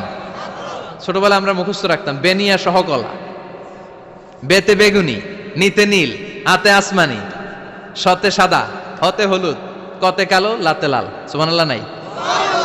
মনে রাখার কি অসাধারণ পদ্ধতি। এই রেইনবো মাউন্টেন, রংধনুর 7 রঙের পাহাড় এক জায়গায় পাওয়া যায়। এখানে সাদা পাহাড়, এখানে সবুজ পাহাড়, এখানে নীল পাহাড়, ওখানে লাল পাহাড়, এখানে কালো পাহাড়। এই চায়নার গানজু সিটিতে আল্লাহ তাআলা 7 রঙের পাহাড় এক জায়গায় রেখেছেন। চিৎকার করে বলেন আল্লাহু আকবার। তার মানে বায়োলজির কথাও কোরআনের ভেতরে আছে না নাই? এরপর আল্লাহ বললেন, কেমন করে আকাশ থেকে আমি পানি নাজিল করে, এটাও কোরআনে আছে না নাই? আমরা ছোটবেলা পড়েছি ওয়াটার সাইকেল, হাইড্রোলজিক্যাল সাইকেল, কেমন করে সূর্যের তীব্র তাপ সাগর থেকে পানিকে জলীয় বাষ্প করে উপসে নেয়, উপরে নিয়ে সেটাকে পুঞ্জীভূত করে দেয়, ঘনীভূত করে দেয়, মেঘ হয়ে যায়, সেখান থেকে ঝিরিঝিরি ঝিরিঝিরি বৃষ্টি পড়ে, আছে না নাই? আর ওই বৃষ্টির গান আমরা গাই, এই বৃষ্টি ভেজা রাতে তুমি চলে যেও না। ওই বৃষ্টি পেয়ে আল্লাহর কাছে দোয়া করে না। বিশ্বনবী বলেন, রহমতের বৃষ্টির নিচে দাঁড়িয়ে কেউ যদি হাত তুলে দোয়া করে, ওই দোয়া কবুল করে কে? আবার আকাশের মধ্যে মেঘের ঘনঘটা দেখলে বিশ্বনবী পেরেশান হয়ে যেতেন, হয়রান হয়ে যেতেন, আর আল্লাহর কাছে বলতেন, আল্লাহ এই মেঘ দিয়ে তুমি আমাদেরকে আযাব দিও না, তুমি আমাদেরকে গজব দিও না, তুমি আমাদেরকে শেষ করে দিও না, এই মেঘ থেকে তুমি আমাদেরকে রহমতের বৃষ্টি দাও, পড়ে না আমিন। বৃষ্টি দেখলে বিষ্ণু বলতেন আল্লাহুম্মা সাইয়িবান নাফিআ, ইয়া গাউসু আগিসনা গাউসান মুগীসান মারিআন মারিআন নাফিআন গায়রা দার আজিলান গায়রা আজিল। হে আল্লাহ, এই বৃষ্টি থেকে তুমি ঠান্ডা রহমতের পানি দাও। কি দাও? আল্লাহ মেঘ দে পানি দে, ছায়া দে রে তুহু, আল্লাহ মেঘ দে, পড়েন পড়েন, আল্লাহ মেঘ দে পানি দে, ছায়া দে রে তুহু, আল্লাহ মেঘ দে। এই ওয়াটার সাইকেলের কথা আল্লাহ বলেছেন। আলম তারা আন্নাল্লাহ ইউসজি সাহাবান, কাফের নাস্তিক যেগুলো সমাজের আবর্জনা খড়কুটা, ওরা কি দেখে না কেমন করে আমি বাতাসকে জলীয় বাষ্প করে আকাশে তুলি, বায়ুমণ্ডলে নিয়ে যাই। সুম্মা ইউআল্লিফু বাইনাহুম, জলীয় বাষ্পগুলারে তখন আমি ঘনীভূত করি। সুম্মা ইয়াজআলুহু রুকামান, এরপরে আমি মেঘে পরিণত করি। ফাতারাল ওয়াদকা ইয়াখরুজু মিন খিলালিহি, তারপর মেঘের ভেতর থেকে ঝিরি ঝিরি বৃষ্টি নাজিল করে কে? আবার আল্লাহ বললেন পানি থেকে আমি পৃথিবীর সব প্রাণগুলারে বানালাম। ওয়াজআলনা মিনাল মাই কুল্লা শাইইন হাইয়া ফালা ইয়াকিলুন, পানির ভেতর থেকে সব প্রাণের উৎপত্তি পৃথিবীর মধ্যে ঘটিয়ে দিয়েছে কে? বিজ্ঞানীরা স্বীকার করেছে পৃথিবীতে যত প্রাণ পাওয়া যায়, যত প্রাণের ব্লুপ্রিন্ট পাওয়া যায়, সব এসেছে পানি থেকে। চিৎকার করে বলেন কোত্থেকে? পানি নাই তো প্রাণ নাই, পানিও আছে প্রাণও আছে। কোন সুবহানাল্লাহ।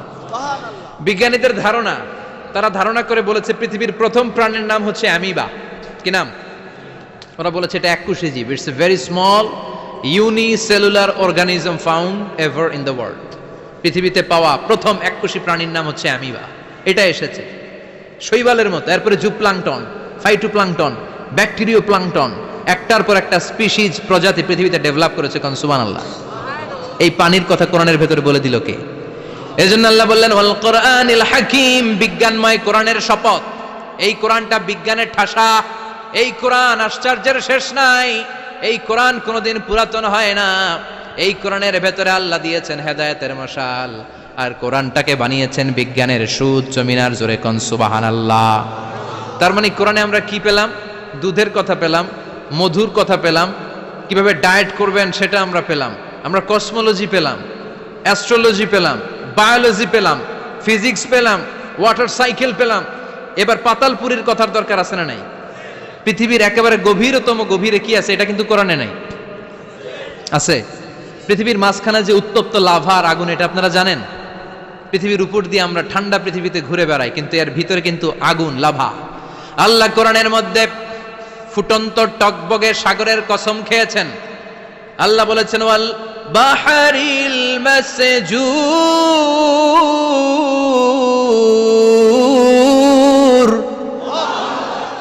আমি কোরআনের ভেতরে ফুটন্ত টকবগে সাগরের পানির কসম খেলাম। পড়েন সুবহানাল্লাহ। সাগরের পানির, ফুটন্ত টকবগে সাগরের পানির কসম। সাগরের পানি আবার ফুটন্ত হয় কি করে? পানি কি হয়? ঠান্ডা। পানি কি? কথা বলেন। আল্লাহ পৃথিবীর ভেতরকার কথা চিন্তা করে বলেছেন ওয়াল বাহরিল মাসজুর। ইউনাইটেড স্টেটস অফ আমেরিকার নেভাল একাডেমির সায়েন্টিস্টরা এই আয়াতের উপর রিসার্চ করেছে যে সাগরের ভেতরে আবার এই ঠান্ডা পানির ভেতরে আবার উত্তপ্ত আগুনের লাভা আসলো কোত্থেকে। রিসার্চ করার জন্য তারা সাগরের ভেতরে পাইপ ঢুকিয়েছে। পাইপ ঢুকাতে ঢুকাতে অনেকগুলো লেয়ার তারা পার করেছে। রূপান্তর শিলার স্তর, পাললিক শিলার স্তর, আগ্নেয়গিরির শিলার স্তর, মার্বেল পাথরের অনেকগুলো শিলার স্তর পেরিয়ে যাওয়ার পরে তারা পাইপ ঢুকানোর পরে দেখতে পেয়েছে পাইপগুলো গলে যায়। পাইপগুলো কি হয়? তার মানে ভিতরে কি আছে? গত কয়েক মাস আগে জাপানে কিছু জিওলজিস্ট, ভূতত্ত্ববিদ, তারা গবেষণা করে পৃথিবীর এক মাথা থেকে আরেক মাথায় যেতে চাচ্ছে, মানে প্রতিপাদ স্থান। বাংলাদেশের এখান থেকে ছিদ্র করলে আপনি দক্ষিণ আমেরিকার চিলির সান্টিয়াগোতে যেয়ে উঠবেন। কথা বুঝতে পেরেছেন? তার মানে বাংলাদেশের প্রতিপাদ স্থান হচ্ছে দক্ষিণ সাউথ আমেরিকার চিলির সান্টিয়াগো।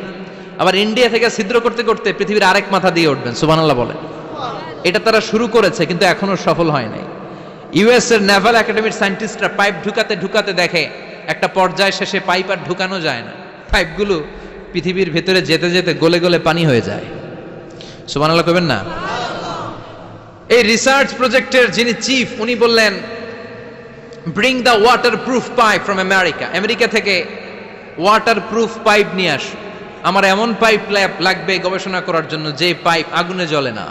ওয়াটার প্রুফের মধ্যে আগুন লাগালে আগুন ধরবে? বুলেট প্রুফে বুলেট মারলে বুলেট ঢুকবে? মাননীয় প্রধানমন্ত্রী শেখ হাসিনা যে গাড়িতে করে চড়ে, এটা বুলেট প্রুফ কার? গুলি মারলে ঢুকবে? আবার গুলি মারতে যায় না, 14 গোষ্ঠী উদ্ধার করে ছাড়বে আপনার, খবরদার। তো আমেরিকা থেকে ফায়ার প্রুফের পাইপ নিয়ে আসা হলো। নেভাল একাডেমির চিফ সায়েন্টিস্ট পাইপ ঢুকাতে আরম্ভ করলেন। ঢুকাতে ঢুকাতে, পৃথিবীতে কিন্তু অনেকগুলো স্তর আছে, এই যে বালু মাটি, সব কিন্তু বালু মাটি নয়। আপনি খুঁড়তে খুঁড়তে পেয়ে যাবেন পাললিক শিলা, এরপরে রূপান্তরিত শিলা, এরপরে মার্বেল পাথরের শিলা, এরপরে শুরু হবে গরম আগ্নেয়গিরির শিলা।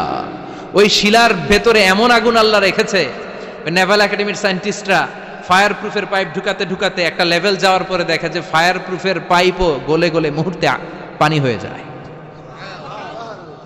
তার মানে ভেতরে এমন আগুন আল্লাহ রেখেছে, ওই আগুনের তুলনায় পৃথিবীর আগুনের মতো নয়। ওই আগুনটাই জাহান্নামের আগুন। আবার বিজ্ঞানীরা গবেষণা করে ওই আগুনের মধ্যে মানুষের চিৎকার শুনেছে। এজন্য হাদিসে এসেছে, আল্লাহর ওলিরা, মুমিন বান্দারা মারা গেলে তাদের রূহগুলো আকাশে চলে যায়, ইল্লিনে চলে যায়।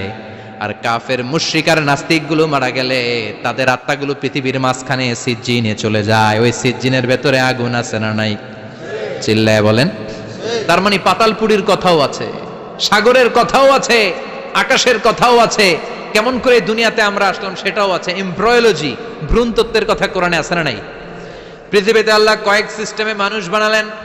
সৈয়দনা আদমকে বানালেন, মাও নাই বাবাও নাই। সৈয়দনা আদম আলাইহিস সালামের বাবার নাম কি? মায়ের নাম কি? মাও নাই বাবাও নাই। আবার সৈয়দনা ঈসা আলাইহিস সালামকে আল্লাহ তৈরি করলেন, শুধু মা আছে বাবা নাই। আবার আমাদের সবাইকে আল্লাহ বানালেন, মাও আছে বাবাও আছে, ঠিক কিনা? এরপরে ছোট্ট এক ফোঁটা নাপাক থেকে আল্লাহ আমাদেরকে বানালেন। এই এক ফোঁটা বীর্যের মধ্যে যে প্রাণ আছে, এটা দুজন বিজ্ঞানী আবিষ্কার করেছে। লিয়েন হুক মাইক্রোস্কোপ যন্ত্র দিয়ে তারা বীর্যের মধ্যে, স্পার্ম ড্রপের মধ্যে গবেষণা করে পেয়েছে যে ওখানে কি যেন নড়ে। ওই এক ফোঁটা ড্রপের মধ্যে কি যেন নড়ে। সেখান থেকে ওরা আবিষ্কার করেছে এই স্পার্মের ভেতরে, শুক্রাণুর ভেতরে প্রাণের অস্তিত্ব আছে। এক ফোঁটা স্পার্মে, এক ফোঁটা বীর্যের মধ্যে 20 কোটি যদি শুক্রাণু না থাকে, ওই স্পার্ম থেকে আল্লাহ বেবি দেয় না, সন্তান দেয় না। সুবহানাল্লাহ কোন? এজন্য আল্লাহ বললেন, হাল আতা আলাল ইনসানি হিনুম মিনাদ দাহরি লাম ইয়াকুন শাইআম মাযকুরা। ও মানুষ, কেন এত অহংকার করো? নজর করে তোমার জীবনের শুরুটার দিকে একটু তাকাও। কি ঝিলা তুমি? এক ফোঁটা নাপাক পানি, একটা স্পার্ম ড্রপ থেকে এসেছো। ইয়াখরুজু মিন বাইনিস সুলবি ওয়াত তারায়েব, বাবার পৃষ্ঠদেশ থেকে মায়ের গর্ভদেশের মধ্যে তোমাকে নিয়ে গেল কে? সেখান থেকে ফি যুলুমাতিন সালাস, 3টা প্যাকেট দিয়ে মায়ের পেটের মধ্যে তোমাকে প্রিজার্ভ করলো কে? আল্লাহ প্রত্যেকটা স্টেজ কোরআনে বলে দিয়েছেন। ফি যুলুমাতিন সালাস, 3টা অন্ধকার প্রকোষ্ঠে আল্লাহ আমাদেরকে প্রিজার্ভ করেছেন। মায়ের ফুলের একটা প্যাকেট, মায়ের জরায়ুর একটা প্যাকেট, আবার মায়ের পেটের একটা প্যাকেট। ওই প্যাকেটের ভিতরে পৃথিবীর কোন কবিরাজের কবিরাজি কাজে লাগছে? ডাক্তারের ডাক্তারি কোন কবিরাজ আম করে খাওয়াইছে? চিল্লায় বলেন, তিনি কে? এরপর আল্লাহ বললেন ফি যুলুমাতিন সালাস, ওটা অন্ধকার ছিল। যেই টেম্পারেচারে রাখলে তুমি সুস্থ থাকবা, যেই টেম্পারেচারে রাখলে তুমি আস্তে আস্তে বড় হতে পারবা, সেখানে আমি রাখলাম। সেখান থেকে আমরা হয়ে গেলাম জিমেট, সেখান থেকে জাইগট, তারপরে এমব্রয়ো, তারপরে ফেইটাস, ল্যাটার স্টেজ। প্রথমে ছিলাম ইনিশিয়াল স্টেজ, তারপরে ল্যাটার স্টেজ, আমরা বড় হতে লাগলো। আল্লাহ আমাদেরকে হার্ট দিলেন, সিস্টনিক ডায়াস্টনিক, অলিন্দ নিলয় শুরু হয়ে গেল। রুহুর ফুৎকার আমাদের হৃদয়ে ভরে দিল কে? আল্লাহ আমাদেরকে স্কেলিটন দিলেন, কঙ্কাল, স্পাইনাল কর্ড দিলেন, আমাদের স্কাল দিলেন, মাথার খুলি দিলেন, লাঞ্চ দিলেন, ফুসফুস দিলেন, গল ব্লাডার দিলেন। যেখানে যেটা ঠিক যেমন ভাবে দেয়া দরকার মায়ের পেটে থাকতেই সেটা দিয়ে দিয়েছে কে? আল্লাহ। এরপর 8 মাস আমরা মায়ের পেটে মারে কষ্ট দিলাম। ওই মুহূর্তে আমার মা আমার জন্য যতটা কষ্ট করেছে পৃথিবীর কেউ ওই খবর রাখে না। তোরে কোন ঠিক কিনা? বোঝা হয়ে গিয়েছিলাম, একটা বস্তা। আমরা প্রত্যেকে মায়ের পেটে ছিলাম একটা কি? এই বস্তা নিয়ে আমার মা খেতে যেত, ঘুমাতে যেত। এই বস্তাটা পেটে করে আমার মা রান্নাঘরে রান্না করত, একদিনও রান্না বন্ধ হয় নাই। এই বস্তাটা নিয়ে আমার মা টয়লেটে যেয়ে বসতে পারতো না। 8 মাস এরকম কষ্ট করেছে। এজন্য মায়ের মনে কষ্ট দিলে আল্লাহ রোষ কেঁপে যায়। মায়ের কাছ থেকে দোয়া নেওয়ার দরকার আছে না নাই? মায়ের মনে কষ্ট দিবেন? মায়ের সাথে বেয়াদবি করবা কেউ? মায়ের থেকে দোয়া নেওয়ার দরকার আছে না নাই? মা যার নাই সে জানে মা না থাকার কি জ্বালা, চিল্লা এখন ঠিক কিনা? যখন রাত্রি নিঝুম এই চোখে ঘুম, একলা শূন্য ঘরে, তোমায় মনে পড়ে মাগো, তোমায় মনে পড়ে। যখন রাত্রি নিঝুম এই চোখে ঘুম, একলা শূন্য ঘরে, তোমায় মনে পড়ে মাগো, তোমায় মনে পড়ে। ঠিক কিনা? এজন্য এই মায়ের জন্য দোয়া করার দরকার আছে না নাই? আল্লাহ বললেন 8 মাস 9 মাস মায়ের পেটের ভেতরে ছিলা, তারপরে দুনিয়ার বুকে তোমারে আনলো কে? ছোট্ট নাপাক ছিলাম, এই ছোট্ট এক ফোঁটা পানি থেকে আমাদেরকে বড় করছে কে? তার মানে এমব্রয়োলজি, ভ্রূণ তত্ত্বের কথা কোরআনের ভেতরে আছে না নাই? সে আল্লাহ বললেন ইয়াসিন ওয়াল কোরআনিল হাকীম ইন্নাকা লামিনাল মুরসালিন আলা সিরাতিম মুস্তাকিম। সুবহানাল্লাহ পড়েন।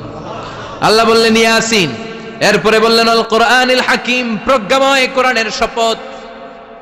বিশাল একটা শপথ কেটে আল্লাহ বললেন ইন্নাকা লামিনাল মুরসালিন আলা সিরাতিম মুস্তাকিম। ইন্নাকা লামিনাল মুরসালিন, অবশ্যই অবশ্যই নবী হে আপনি রাসূলদের অন্তর্ভুক্ত। চিল্লায় এখন সুবহানাল্লাহ।